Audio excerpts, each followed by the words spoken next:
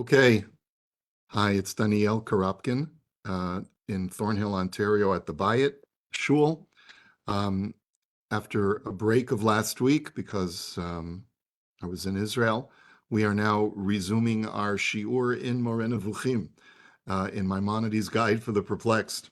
We are studying section 3, chapter 20, and we are in the middle of trying to understand divine providence, how God interacts with our world and has just enough providence and knowledge to control the workings and the machinations of this world, but at the same time to permit man free will.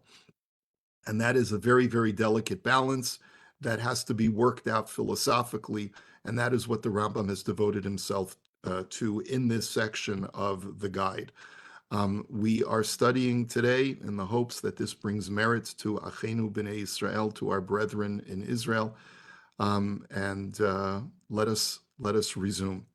So I'm going to share with you the handout, which you can always easily download from webyeshiva.org or from the Facebook group Shiur in Moreh Nevukhim. So those of you who are listening on audio always have access to that. But I would like to point out that what we're going to be studying in this chapter today is something that the Rambam discussed in very terse terms in his Mishneh Torah, but in a very different context and with, I believe, a different objective. Um, and that's what we're going to begin our studies with today. Before we begin the text of chapter 20, I'd like to go over with you one paragraph in the Mishneh Torah, where the Rambam codifies Jewish practice. And in discussing the laws of tshuva, the Rambam talks about how every human being has free will. And as such, every human being has the ability to choose good or evil. And if we choose good, we will be rewarded. If we choose evil, we will be punished unless we repent and we try to expiate the evil that we have wrought. Now, in the context of that discussion, in the 5th chapter of that discussion of the laws of teshuvah, the laws of repentance, the Rambam writes as follows, and we'll read it in the original Hebrew. Shema Tomar, and perhaps you'll argue, V'halo hakadosh baruch hu yodea kol ma sheyiyeh. Is not God omniscient and knows what's going to happen in the future? V'kodem sheyiyeh yeda or yada shezeh yiyeh tzadiko rasha o lo yada. That God, even before a person chooses to be righteous or wicked, God already knows that that's going to happen. Or perhaps you'll argue that God doesn't know. And either contingency of this question raises theological problems. Im yadashuhu yiyet tzaddik, if God knew that this person would be righteous, efshar shelo yiyet tzaddik, then how could that person freely choose to not be righteous? If God already knows that Reuven, for example, is going to grow up and do mitzvot and become a very, very righteous person, then does that person truly have free will to not be righteous? V'im tomar sheyada sheyeh tzadik ve'efshar sheyeh rasha, harei lo yada hadavar al buryo. And perhaps you'll argue, well, God knows that he's going to be righteous, but there's always the possibility that that person will not be righteous. Well, then God's knowledge is not perfect, is not a complete knowledge, because if there's even the possibility that that person not be righteous, then God's knowledge is off. So he says this is a very, very difficult question to answer. He says, Dasha Tshuvat She'ilazu, the answer to this question, Arucha me'eretz mida urechava miniyam. It is longer than the earth is long and deeper than the ocean is deep. He says, V'kama ikarim gidolim v'hararim ramim teluyim ba. And there are many foundational aspects of our faith and very great mountains of knowledge that are dependent upon the answer to this question. Aval, tzarich ata leida'u lahavin b'davar zeh she'ani omer. But I guess because it's so complex and it's so complicated, the Rambam says, just accept and know one thing that I'm going to tell you. Kivar bi'arnu beperek sheni mihilchot yisodei haTorah. We've already established in the second chapter of another portion of the guide, of the Yad of the Mishnah Torah, Shahakadosh Baruch Hu Eino Yodea Midea Shehi Chutz Mimenu Kivnei Adam Shehem V'Datam Shenayim. He says that God and his knowledge are one and the same.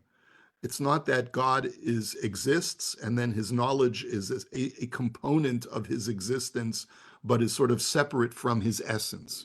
But rather, and that's the way human beings are, there's the human being, and then there's things that I know as a human being.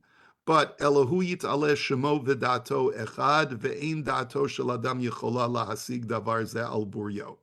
But in reality, God is inseparable from his knowledge. He and his knowledge are one and the same. And this is not something that a human being that with a limited human intellect is capable of truly grasping. And because of the fact that a human being cannot comprehend fully the true essence of the Creator, Shenemar, as it says in the Torah, Kilo Yirani Ha'adam V'chai, God told Moses, no man can see me and live. In other words, it's impossible for the human being to exist while at the same time comprehending God. Kach ein koach ba'adam lahasig v'limtzo da'ato shel borei. In the same vein, just like we cannot understand God, we cannot understand his knowledge by dint of the fact that his knowledge is God. He Husha Hanavi Amar Ki lo machshavotai machshavotechem velo darchechem derachai. This is to address this point. The prophet Isaiah said that my thoughts are not your thoughts and your ways are not my ways. V'keven shekein hu ein banu koach leida hech yada hakadosh baruch hu kol habruim v'hamaasim. This being the case, we have no ability to understand how God knows about all things, about all of creation, and about all of the things that are going to happen in the future. Aval neida below safek shema'aseh ha'adam bi'ad ha'adam. But one thing we do completely assert and affirm is that every human being has control over his behavior. Ve'ein hakadosh baruch hu moshcho v'lo gozer alav la'asot kach. And God does not force or compel or decree that a human being behave in a certain way. V'lo mipnei kabbalat hadat bilvad noda davar zeh. And then the Rambam finishes this paragraph by saying this is not just based on our religious tradition, our theological beliefs, but ela birayot midivrei hachochma. But we also have the ability to philosophically prove this point with clear evidentiary arguments. Umipnei ze ne'emar b'nevuah shedanin et ha'adam al ma'asav kefi ma'asav im tov v'im ra. And it is for that very reason that every human being has free will and no one is compelled to act in a certain way or another. The prophet has taught us that a person is judged for his good or evil that he wreaks in this world. V'zehu ha'ikar shekol divrei ha'nevuah tuluyin bo. And this is such a foundational principle that all other prophetic communication from God that teaches us what he expects of us is contingent upon this belief that man has free will. Now, I want to focus on the point that, as we're going to unfold this chapter, we're going to discover that really chapter 20 of the guide is really just an expansion on this idea that the Rambam has presented to us in this one paragraph. However, it is important to note that the perspective and the objective of each text, I believe, is somewhat different. In the laws of Teshuvah, the Rambam's objective in writing the Mishneh Torah is not to explain to us the ways of God and how to understand God. The primary objective of Mishneh Torah is to teach mankind how to live his or her life. And as such, the focus of the text in the laws of Teshuvah is how a person must approach his free will so that he knows how to behave in life. The proper attitude that every human being has to have when thinking about this question is, regardless of God's foreknowledge and omniscience, I have to live my life with free will and take responsibility for every action that I do or fail to do. Now, in our section of the guide, the Rambam's focus is not on the moral issue of human free will and choosing good and rejecting evil. The focus here is on trying to understand the ways of God and trying to have a greater intellectual grasp of what God knows and what he doesn't know for the sake of really what is most of the guide's objective, which is to have a greater intellectual grasp of God. Because as the Rambam has taught us repeatedly throughout the guide, the more perfect knowledge a person has of God and his creation, the closer and more attached to God one becomes. And so I think that it's worthwhile just to frame the two texts in that way. The text in Mishnah Torah is man-based. The text in the Moreh Nevukhim is God-based, if we want to just sort of whittle it down to its simplest way of presenting it. And with that, I think we should begin the chapter. And we'll just go through the outline. There's a little bit more text than average, but I think it's much more consumable by just going it through in our outline. First, the Rambam starts off by hearkening back to something that he had talked about in reference to God at the first section of the guide. He says there is general consensus both among Jews of faith and philosophers that no new knowledge can come to God. If this were so, if God were capable of attaining new knowledge that he hadn't had previously, then that would mean that God would have changed in some way, being enhanced with new knowledge, and God, by his very definition, is unchanging and immutable. Another truism is that God's knowledge is unitary, not compromised of disparate components of knowledge. This is true even for those who believe that God possesses positive attributes. Now, that last sentence just needs to be unpacked for just a moment. But what the Rambam wants to point out is that human beings are very different in the way that they process information in their minds from the way that God does. Human beings, let's say, if I'm thinking about a few different things in my mind, I'm thinking about this shir in Moreh Nevukhim. I'm also thinking about an appointment that I have later this morning, and I'm also thinking about the shopping list that my wife gave to me to pick up this afternoon a few items from the supermarket on my way home. Now, those are different packets of knowledge, and therefore we look at them as different sort of pieces that are added onto my brain. And so I could sort of pick them off one by one and check off the list. God's knowledge is completely unitary. There's no such thing as dividing it into different pieces or packets of knowledge. And furthermore, God's knowledge, as the Rambam had said in the Mishneh Torah, is in essence the same as his being. God's knowledge and his essence are one and the same. There was a discussion in the first section of the guide as to whether God has any positive attributes. In other words, is there something that we could say that God is? If you recall, the Rambam's whole theology and his way of explaining God is what we call a negative theology of God. You can only say what God is not. You cannot say what God is, because by adding any attributions or sort of characteristics to God, you are sort of causing God to no longer be completely monolithic and unitary, because he's got this and this and this attribute. So those things sort of create additional add-ons to a God who is completely incapable of add-ons, of having more than just complete unitariness. So just to quote a little snippet of what the Rambam had said to introduce this idea back in section 1, chapter 50, he says, if you have a desire to rise to a higher state, that of reflection, and truly to hold the conviction that God is one and possesses true unity, without admitting plurality or divisibility in any sense whatsoever, you must understand that God has no essential attribute in any form or in any sense whatever, and that the rejection of corporeality implies the rejection of essential attributes, of anything added on to God.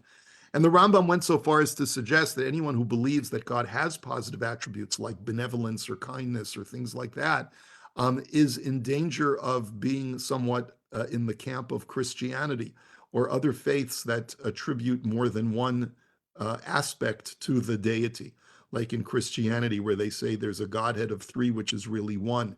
And that, says the Rambam, is unacceptable for a Jew to accept.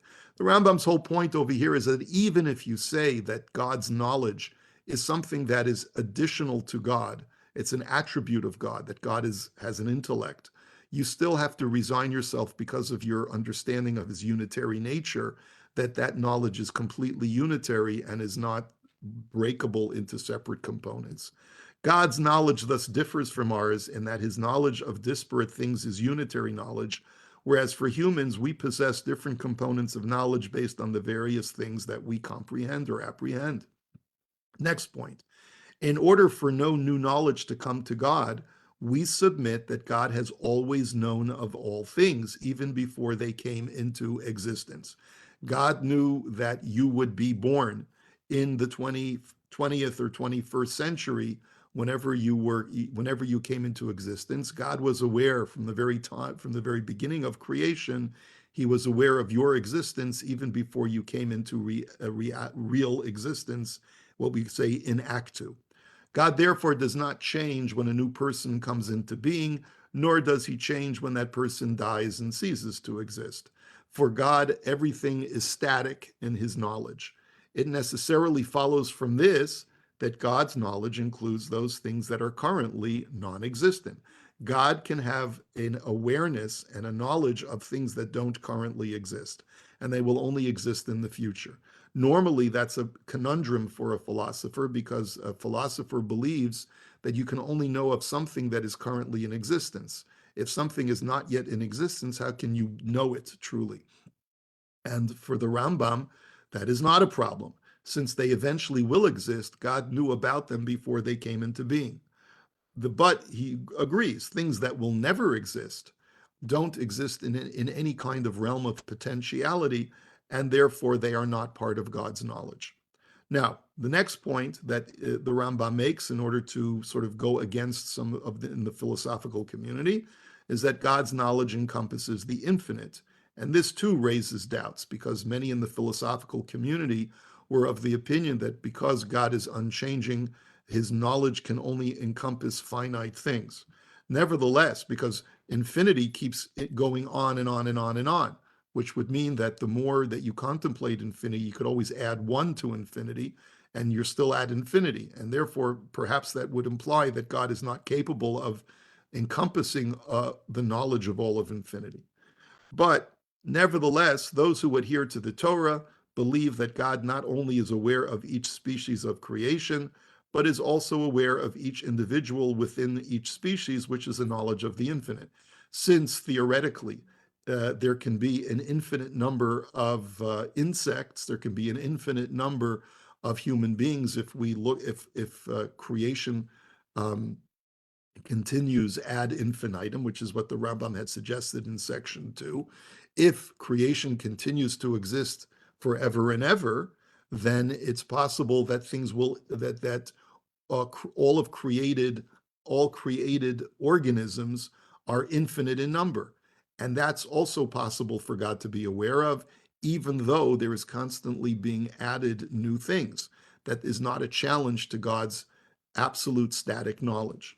This is our view in light of what is required by the necessities of speculation.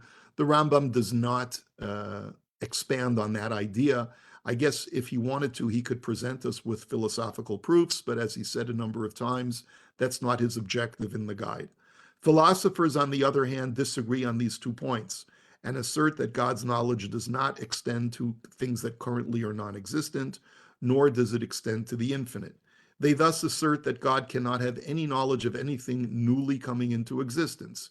He therefore is only aware of those components of creation that are immutable, such as the celestial spheres. We had talked about this back in chapter 16 of our section, and this was a school of philosophers that said that because God's knowledge does not encompass anything new, only things that have always existed, such as the celestial bodies that are complete and unchanging and have never changed, never came or ceased to exist, those are the only things that God is capable of knowing. Uh, Other philosophers question even God's knowledge of the immutable components of creation. And the argument being, if there are multiple insights to be gained about the immutable components, this would imply that God's knowledge is multitudinous, which is impossible. So let's say, for example, the argument goes like this. How could you say that God knows about the moon sphere, for example, even though the moon sphere is unchanging, has never changed from the time that it was created, but there are many features or characteristics about the sphere that contains the orbit of the moon, which perhaps it has a certain luminescence, and perhaps it rotates in a certain orbit, and it is a certain distance from the surface of the planet Earth, and so forth and so on. Those characteristics or those different little tidbits of knowledge imply a multiplicity of ideas that exist within God, which is impossible. And therefore, anything which requires a breakdown of different components of knowledge is not attributable to God. And therefore, God is not even aware of anything that exists within the physical realm. So therefore, these philosophers thus conclude that God has no knowledge of anything other than himself, who is the complete and unchanging being devoid of attributes, and therefore God can only know himself. The fundamental error of the above philosophers is that they relate divine knowledge to human knowledge. And this is where we're going to get to that verse from Isaiah, Ki lo machshavotai machshavotechem, my thoughts are not your thoughts. And just to quote, he says, the philosophers ought to be blamed more strongly than anyone else for having this erroneous belief that God, divine knowledge is analogous to human knowledge, for they have already established that there is no multiplicity in his essence, and that his knowledge is not separate from his being. And as such, how can you possibly compare human knowledge, which is multitudinous, which is separate from the essence of the human being, and say that it's the same? It follows that our intellects are incapable of apprehending the true reality of his essence as it really is. And if so, how can they hope to apprehend his knowledge? In reality, just as God produces all that exists, so does his knowledge extend to all that exists. And this harkens back to what the Rambam had said in the previous chapter, that the psalmist had said that Hayotzer ayin halo yabit. If God can create the eye, can he not see? If God creates everything, then certainly he has a knowledge of everything that he's created. The word knowledge is thus an equivocal term, meaning the fact that we can't relate to divine knowledge, that is completely different from ours, means that when we use the word knowledge or da'at in Hebrew, it's that there's a certain knowledge that is applicable to man. It means one thing. And then the word knowledge, when applied to God, means something completely different, and that there is nothing in common between human knowledge and divine knowledge. Once this is accepted, all questions about divine knowledge fall away. Next point, God's foreknowledge does not negate possibilities. And this is going, now we're getting much closer to the discussion from Hilchot Shuvah, from the laws of repentance. And that is, just because God knows one of two outcomes to something contingent does not stop the situation from still being what Pines translates as possible or contingent. So for example, if a person goes on a roof, climbs up to the top of a building, there are two possibilities. He may safely stay on the roof, or he may fall off the roof. God's foreknowledge of what actually will occur does not stop these two possibilities from remaining real possibilities until one of the two things happens. Either the person safely climbs down from the roof, or he falls off the roof and he dies. But the fact that it hasn't happened yet, even though God knows what's going to happen, does not stop the reality of that circumstance being possible. That both, in other words, we say that any frame of existence is in the realm of possible until something actually happens.